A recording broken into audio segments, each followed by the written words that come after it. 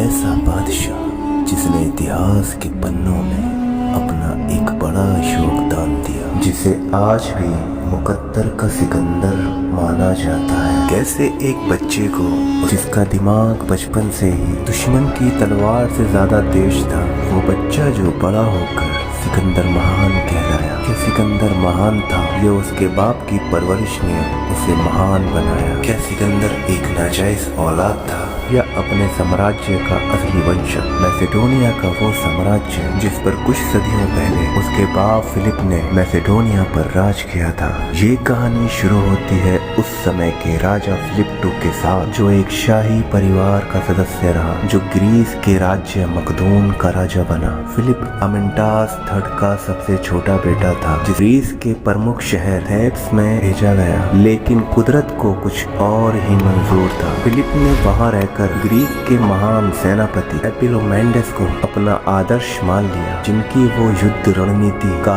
अध्ययन किया करता था। किस तरह से वे अपने सैनिक तैयार करते, किस तरह से वो युद्ध रणनीति बनाता है, ये सब फिलिप ने बचपन में ही वहाँ रहकर जान लिया था। साल बीत गए और एक दिन उसके पिता की मौत हो गई। पिता की मौत के बाद वो समझौता भी टूट गया, जिसे बंदी बनाकर उसे थेब्स में रखा गया था। 359 BC फिलिप को वापस अपने राज्य में जाने की अनुमति मिल गई। मैसेडोनिया आकर अपने बड़े भाई के लिए उसने काम करना शुरू किया, लेकिन तकदीर ने उसके लिए कुछ और ही सोचा था। जल्द ही उसके बड़े भाई की भी मौत हो गई और मैसेडोनिया के तख्त पर उसे बैठना पड़ा। उसने ये कभी नहीं सोचा था उसे एक दिन अपने वतन पर राज करने का मौका मिलेगा। फिलिप ने राजा बनते ही अपनी सेना को शासन में लाने की एक कामयाब कोशिश की। उसने उन अय्याश शराबी मैसेडोनियन सैनिकों को एक खतरनाक और घातक फौज में बदल दिया। फिलिप ने मैसेडोनियन किसानों को भी अपनी फौज का एक हिस्सा बनाया और एक अच्छी रणनीति से वो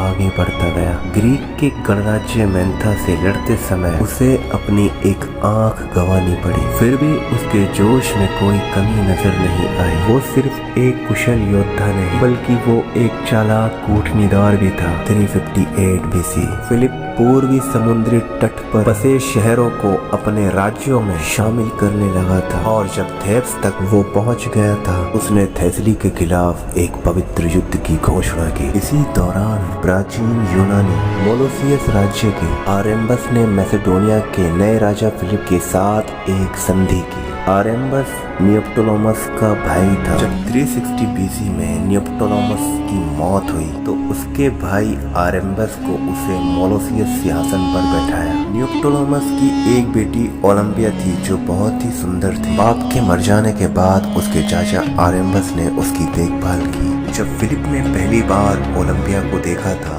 उसको देखकर ही उसे प्यार हो गया था। 357 BC आरेम्बस की भतीजी ओलंपिया और फिलिप के बीच एक राजनीतिक विवाह के साथ गठबंधन को मजबूत किया गया। ओलंपिया फिलिप की चौथी बीवी बनी थी। 356 BC एक साल बाद फिलिप की दौड़ का घोड़ा ओलंपिक खेलों में जीता। इस जीत के लिए उसकी पत्नी, जिन्हें उस समय मार्टेल के नाम से जाना जाता था, उसे ओलंपिया नाम मिला। उसी साल जुलाई की गर्मियों में ओलंपिया ने अपने पहले बच्चे सिकंदर को जन्म दिया। लेकिन फिलिप को बाद में पता चला कि ओलंपिया एक जादूगरनी थी। ग्रीक वासियों का ये भी मानना था ओलंपिया भगवान ज्यूस से बातें करती थी। एक दिन जब फिलिप अपने रूम में गया, उसने वहाँ देखा ओलंपिया एक सांप के साथ सो रही थी, और गॉड ज्यूस अक्सर ओलंपिया से मिलने सांप के रूप में ही आया करते थे। फिलिप ये बात देखकर डर गया और ये सोचने पर मजबूर हो गया कि क्या सिकंदर मेरा ही बेटा है या गॉड ज्यूस का। इसी तर्ज पर सिकंदर को नाजायज